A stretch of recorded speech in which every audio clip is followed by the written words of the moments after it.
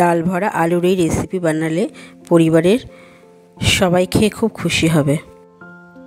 নমস্কার বন্ধুরা, কেমন আছেন সবাই? সোমা ব্লগে সবাইকে স্বাগতম জানাই।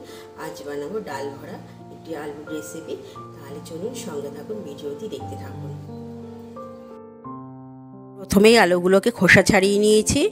এবার এই চামচের সাহায্যে ভেতরের আলু সব বার করে দিয়েছি। আলুগুলো একটু ছোট সাইজের নিয়েছি, দেখাই তো যাচ্ছে। এরপর দুটো নিয়েছি টমেটো, অর্ধেক অর্ধেক করে নিয়েছি। এদিকে কিশমিশ, কাজু, জিরে আর দারচিনি, এলাচ, লবঙ্গ আর নিয়েছি আদা।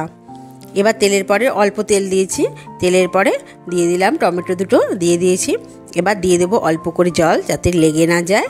আর এদিকে মশলাগুলো সব দিয়ে দিলাম। দিয়ে এটাকে ভালো করে ফুটিয়ে নেব। ফুটিয়ে তারপরে মিক্সিতে পেস্ট বানিয়ে নেব। আর এদিকে আলুগুলোকে ভালো করে কুচি কুচি করে নিয়েছি। তারপরে ডাল, আলুর ওগুলো আর লবণ হলুদ দিয়ে ভালো করে মেখে আলুর পুরগুলো এর মধ্যে ভরে দিয়েছি। দিয়ে এবার এক এক করে এই সব আলুগুলো ভেজে নেব। ডাল ভরা আলুগুলো ভেজে নেব।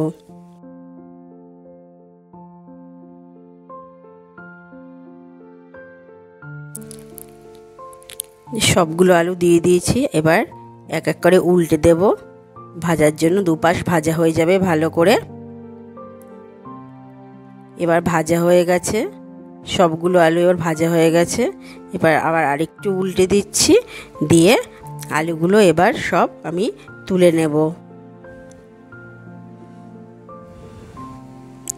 এবার আলুগুলো সব হয়ে গেছে আমার ভাজা। দুপাশ একদম পুরো সুন্দরভাবে ভাজা হয়ে গেছে। দেখুন, ভাজা করে যেভাবে নামিয়ে নিয়েছি, কত সুন্দর দেখাচ্ছে। এবার তেলের পরে শুকনো লঙ্কা আর জিরে দিয়ে দিচ্ছি। বেশ খুব সুন্দর একটা গন্ধ বেরোচ্ছে, এবার দিয়ে দেব সেই মশলাটা, যে মশলাটা আমি বানিয়েছিলাম, সেই মশলাটা এবার দিয়ে দিলাম। দিয়ে ভালো করে কষিয়ে নেব। এবার দিয়ে দেব হলুদ আর দেব সামান্য লবণ। দিয়ে এবার ভালো করে কষিয়ে নেব। বেশ কষানো হয়ে গেছে, সাইড দিয়ে তেল ছেড়ে দিয়েছে। এবার দিয়ে দেব অল্প করে জল।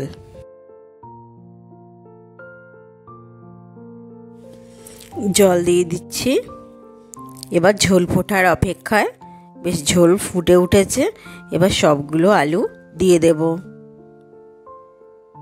সবগুলো আলু দেওয়া হয়ে গেছে। এবার বেশ সুন্দর ঝোলটা ঘন ঘন হয়ে এসছে। এবার দিচ্ছি স্বাদ অনুযায়ী মিষ্টি।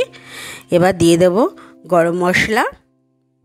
এবার উপর থেকে গরম মশলা ছড়িয়ে বেশ নামিয়ে নিয়ে আবার হয়ে গেছে। তাহলে বন্ধুরা, আমার এই ডাল ভরা আলু রেসিপিটি রেডি হয়ে গেছে।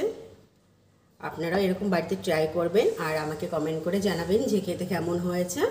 আর যদি আমার ভিডিওটি আপনাদের ভালো লাগে তাহলে আমার পেজটিকে ফলো করে দেবেন, শেয়ার করে দেবেন। আর যদি ইউটিউব থেকে দেখে থাকেন তাহলে আমার চ্যানেলটিকে সাবস্ক্রাইব করে দেবেন। সবাইকে অনেক ধন্যবাদ। ভালো থাকবেন, সুস্থ থাকবেন। ফিরে আসবো নতুন করে ভিডিওর সাথে।